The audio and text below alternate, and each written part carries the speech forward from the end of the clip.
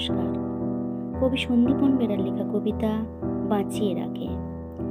তার মধ্যে এমন কিছু আছে যা আমাকে তার কাছেই ডাকে।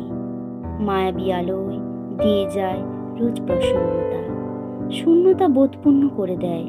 ধৈর্যহারা অস্থিরতা হয়ে যায় চঞ্চল, কখনো ওঠে কখনো নামে অনর্গল ঢেউ। চিরসঙ্গী অভিন্নতার আগল দেয় কেউ, বন্ধনহীন বাধাগুলো আন্দোলিত শক্তি হয়ে ওঠে।